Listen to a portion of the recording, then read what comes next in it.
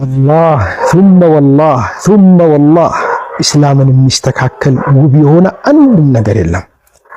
ፈገግ ስትል ፈገግታ ምጽዋት ነው ብሎ ምንዳ ይሰጥሃል። ስትታመም ምንዳለህ አጅራለህ አላህ ጋር። ትዕግስተኛ ስትሆን የትዕግስተኞች ምንዳ እጥፍ ነው። ከትዕግስት በኋላም ድል፣ አሸናፊነት፣ የነገሮች ሁሉ ገር መሆን እንደሚገኝም ይነግረናል። መልካም ስትሰራ መልካምህ በ10 እንደሚባዛም ነግሯል። መን ጃአ ቢልሐሰነቲ ፈለሁ 10 አምሳሊሃ ይላል። አንድ መልካም ስትሰራ 10 መልካም እንደሰራ ይቆጠርልሃል። አንድ ወንጀል ስትሰራ ግን አንድ ወንጀል ተብሎ ነው የሚጻፍልህ። እጅግ ውብ የሆነ ምንም የማይስተካከለው ውብ የሆነ እምነት ኢስላም ነው።